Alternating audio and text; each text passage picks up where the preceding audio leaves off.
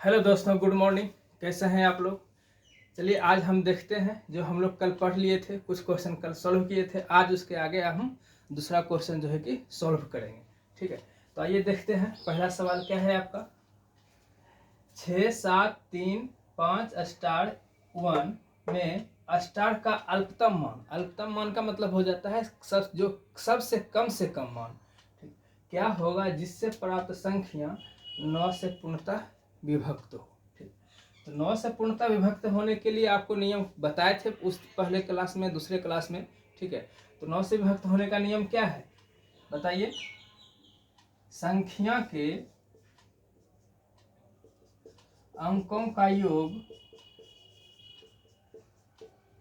अगर 9 से विभक्त हो जाती है तो संख्या 9 से विभक्त हो जाएगी। चलिए सबको जोड़ते हैं हम। 7 6 13, 13 3 16, 16 5 21, 21 1 22, 22 प्लस स्टार। ठीक है, 22 प्लस स्टार। अब हमें 9 से विभक्त करना है, तो 9 से विभक्त में इसमें 22 में स्टार के जगह पे हम कौन सी संख्या रखेंगे? जैसे मान लीजिए हम 1 रखते हैं स्टार के पास, तो कितना हो जाएगा? ये 23। 1 रखे स्टार के पास, लेकिन ये 9 से विभक्त नहीं है। तो ऐसी हमें संख्या ढूंढना है जो कि कम से कम इसके नज़दीक हो, जो जिससे विभाजित होगी उससे नज़दीक हो और 9 से पूर्णतः कट जाए। ऐसी कौन सी संख्या है? देखिए, 4 रखिए 26 होता है, 5 रखिए 27 होता है, 9 रखिए 31 होता है, 7 रखिए 29 होता है। तो कौन सी संख्या रखेंगे? 5। तो कितना हो जाएगा? 22 5 27। अब देखिए क्या है, ये 9 से क्या हो रही है?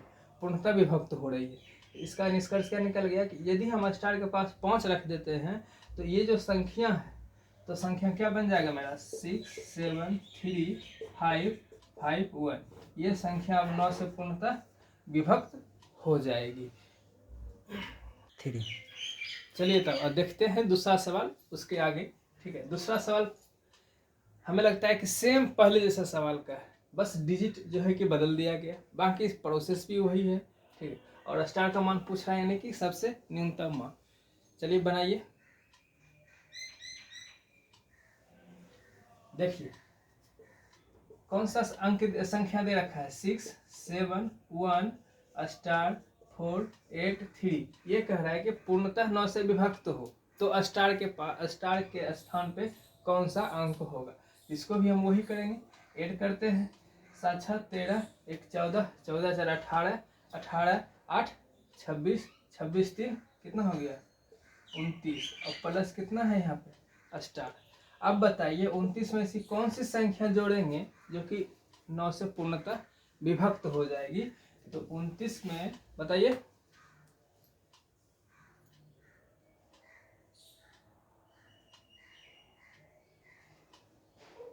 चलिए नहीं जान रहे तो ऐड कीजिए इसको। मिनिमम हम 7 जोड़ के देखते हैं, तो कितना हो जाता है? 36। अब 36 ये क्या 9 से पूर्णतः विभाजित है? तो हाँ, बिल्कुल 9 से विभाजित है। तो आगे क्या करेंगे हम? ऑप्शन मेरा कौन सा हो गया? 7। और संख्या पूछे तो 6 7 1 7 4 8 3। देखिए ऑप्शन नंबर सी में आपका दिया हुआ है। आप नहीं डायरेक्ट नहीं पता कर सकते हैं, तो आप एक एक संख्या करके जो ऑप्शन में दिया हुआ है, एक एक संख्या करके आप सबको चेक कर लीजिए और उसके बाद जो आपका सही आंसर हो जाए उसमें टिक कर देना है। 3। चलिए अब आते हैं अगला सवाल में। अगला सवाल में क्या कह रहा है? यदि संख्या 4 8 3 2 7 स्टार 8 पूर्णतः 11 से विभाजित है तो स्टार के जगह पे कौन सी संख्या आएगी? तो 11 से विभाजता का नियम तो आप लोग पढ़े होंगे, बताए भी थे, और कल लगभग सवाल 11 से विभाजता के नियम पे ही हुआ था। तो 11 से विभाजता का नियम में हम लोग देखते हैं संख्या के इकाई स्थान से बाईं ओर चलने पर सम स्थान वाली अंकों की संख्या और विषम स्थान वाली अंकों की संख्या का डिफरेंस 0 हो या 11 से पूर्णतः विभक्त हो जाए। तो वही चीज़ें हम यहाँ पे देखेंगे, जो प्रोसेस है। पहले संख्या लिख लेते हैं। 4 8 3 2 7 स्टार 8। हमें क्या करना है? इकाई अंक से कहाँ चलना है? बाईं ओर चलना है। और पहले क्या लेना है? सम स्थान वाली अंकों की संख्या स्टार 2 8 लिखेंगे 8 + 2 + स्टार माइनस क्या है जो विषम स्थान वाली अंकों की संख्या है क्या क्या है 8 7 3 4 4 + 3 + 7 + 8 ये क्या होना चाहिए या तो 0 होना चाहिए या 11 से पूर्णतः विभक्त होना चाहिए। तो हम क्या करेंगे अब सॉल्व करते हैं 8 2 10 + स्टार माइनस 4 3 7 7 14 8 22 हो गया 0। अब 10 + स्टार माइनस 22 = 0। अब क्या करेंगे हम देखिए इधर बनाता हूँ तो स्टार माइनस 12 = 0 स्टार = 12। अब कह रहे हैं 12 तो ऑप्शन में है ही नहीं 12 आ गया तो फिर हम करेंगे क्या इसका ऐसा नहीं कि इकाई अंक ले लेंगे 2 ऐसा नहीं करना है आपको ये करना है देखना कि या तो परिभाषा को याद रखना है। परिभाषा में क्या था या तो 0 हो या 11 से पूर्णतः विभक्त हो। तो जो संख्या हमारे अंत में आता है सॉल्व करके अब ये 11 से कितना ज़्यादा है देख लेंगे। अब हमें 11 से किसी संख्या में भाग देंगे तो मिनिमम जो भागफल मेरा निकलेगा कितना निकलेगा 1। अब 1 निकलेगा नहीं 11 से 11 कट जाता है 11 विभाजित है 12 तो कटेगी नहीं जो मेरी 12 संख्या तो कटेगा नहीं 11 से तो कितना शेष बचेगा 1 शेष बचेगा। या सीधा सीधी क्या करेंगे हम भाग देने का जरूरत नहीं सीधा सीधी देख लेंगे कि ये 12 जो संख्या है 11 से कितना मैक्सिमम है 1 मैक्सिमम है यानी कि यहाँ पे कौन सी संख्या रह जाएगी 1 रह जाएगी ऑप्शन नंबर डी 3। चलिए अब आगे का अगला सवाल देखते हैं। अगला सवाल में क्या कह रहा है कि 80 36 42 एक ऐसी संख्या दे रखा है इसमें कम से कम क्या जोड़ा जाए कम से कम यानी कि वैसा मिनिमम नंबर जोड़ेंगे ठीक है जिससे कि योगफल 11 से पूर्णतः विभक्त हो जाए। हम 11 से जो विभक्त का परिभाषा है उसको हम अप्लाई करेंगे और जिस तरह से भी हम पिछले सवाल में देखे थे कि कितना मैक्सिमम हो जा रहा है या कितना मिनिमम रहेगा वो मिनिमम हम इसमें ढूंढ लेंगे कौन सा निकलेगा नहीं निकलेगा। चलिए आइए चेक करते हैं 80 36 42 यही है हमारा नियम यही कह रहा है इकाई स्थान से बाईं ओर चलिए लीजिए सम स्थान वाली संख्या 4 3 8 इसको ऐड करते हैं 8 + 3 + 4 इसमें हम क्या माइनस करेंगे 0 6 और 2 देखिए है ना विषम स्थान वाली संख्या 2 6 0 0 + 6 + 2 = 0। अब इसको हम जोड़िए 8 3 11 4 15 माइनस 6 2 8 = 0। ये कितना आ रहा है 7 ठीक है 7 ना तो 0 है और ना ही ये 11 से पूर्णतः विभक्त है। तब हम इसमें कितना जोड़ेंगे जो कि 11 से पूर्णतः विभक्त हो और 11 से पूर्णतः विभक्त होने के लिए मिनिमम 11 तो चाहिए ही चाहिए। तो कितना जोड़ेंगे हम 7 + 4 = 11 यानी कि हम इस संख्या में 4 जोड़ेंगे तब वो जाके 11 से पूर्णतः विभक्त हो जाएगी। ठीक चलिए अब अगला सवाल देखते हैं। ठीक है इस सवाल में पढ़िएगा तो आपको लगेगा कि ये तो इजी है लेकिन इजी किस तौर पे है इसमें देखिए बहुत कुछ छिपा हुआ है। 1 से 200 के बीच कितने पूर्णांक हैं जो 2 तथा 3 दोनों से विभक्त है।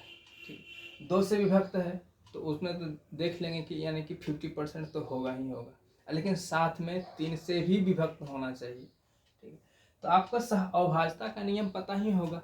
सह अभाज्यता का नियम में हम बताए थे कि 2 और 3 ये किसका फैक्टर है 6 का फैक्टर है ये और ये सह अभाज्य संख्या है सहभाग जोड़ा है किसका 6 का।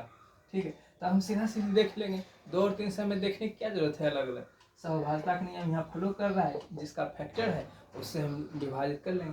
टोटल संख्या मेरे पास कितना है 200। अब 200 के बीच 1 से 200 के बीच तो टोटल संख्या हमारे पास तो 200 ही आएगा ना। ऐसा तो नहीं है कि 1 अलग है 200 अलग है। ठीक है तो 200 मेरे पास संख्या है। अब इसे हम किससे विभाजित करेंगे 6 से चलिए 6 से विभाजित कीजिए, 6 तिया 18, 2 0 6 तिया 18, शेषफल कितना बच गया 2, यानी कि 2 शेषफल जो बच गया ये तो 6 से विभाजित होगी नहीं, 6 से कम है, और 6 से विभाजित होने के लिए कम से कम होना चाहिए 6 के बराबर, ठीक है।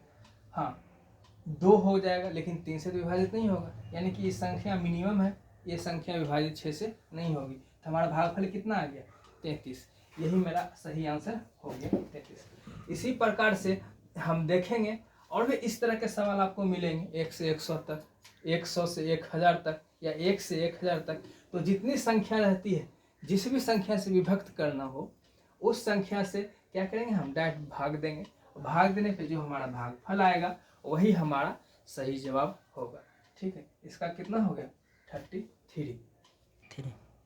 चलिए अब देखते हैं आज का आखिरी सवाल, और ये सवाल थोड़ा सा कुछ घुमा के है, ठीक है। इसमें आप थोड़ा सा कंफ्यूज हो सकते हैं और नहीं भी हो सकते हैं, ठीक है। तो इसमें है, इनमें से कौन सी संख्या 18 से विभक्त नहीं है।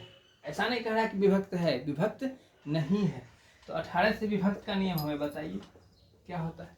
18 से विभक्त का नियम तो ऐसा हमने कुछ बताया नहीं, तो हमने क्या बताया था, एक संख्या ना चीज़ें बताई थी, एक संख्या, इसको क्या बोलते हैं सह अभाज्य संख्या, ये बताए थे।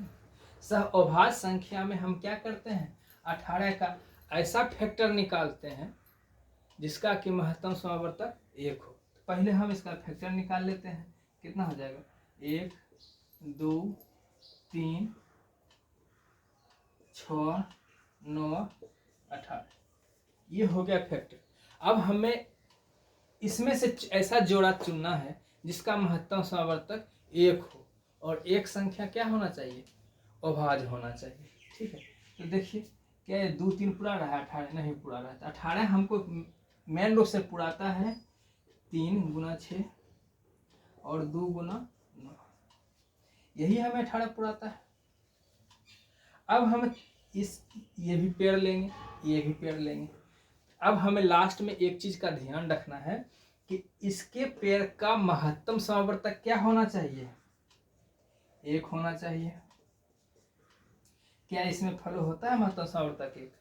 नहीं होता है फॉलो, ठीक है। यहाँ पे देखिए इसका महत्तम समावर्तक 1,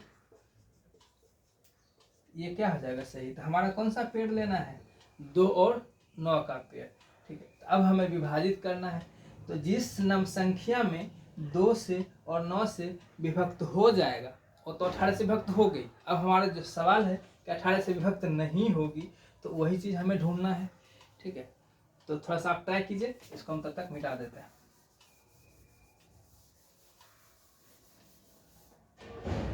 यानी कि मेरा कौन सा पेड़ बन गया 2 और 9। अब हम 2 से देखेंगे, चेक करेंगे। चलिए ये दोनों में 2 से विभक्त हो रही है, सीधा सीधी एक मेरा यही ऑप्शन बच जाता है जिसमें कि 2 से विभक्त नहीं होगी। एक यही ऑप्शन बचा है ना, बाकी तो सम संख्या है, पीछे 6 दे रखा है जिसमें कि 2 से विभक्त का नियम फॉलो कर जाता है। अब इसमें 2 के विभक्त का नियम लागू ही नहीं होता है, तो हम आगे देखने की हमें जरूरत ही नहीं है। सीधा सीधा एक तो यही हमारा कट गया यहाँ पे ऑप्शन नंबर डी में, तो हम आगे किस लिए देखें, डायरेक्ट आंसर क्या मार देंगे डी नंबर, ठीक है। तो देख आज के लिए यहीं तक रहने देते हैं, ठीक है। इसके आगे हम कल पढ़ेंगे, जो भी और भी सवालें हम ढूंढेंगे जो कि यूनिक हो और बेहतर हो, और बनाने में जो चीज़ें हम पीछे पढ़ चुके हैं उसी के आधार पे हम क्वेश्चन आगे लेके आएंगे, ठीक है। और नहीं तो हम दूसरा कल टॉपिक स्टार्ट करेंगे जो होगा एक फॉर्मूला बेसिस पे, मे भी कुछ फॉर्मूला उसमें इम्पोर्टेंट जो फॉर्मूला बेसिस पे सवाल आता है उस फॉर्मूला को हम कल रिवाइज कराएंगे, ठीक है। आज के लिए इतना ही, धन्यवाद।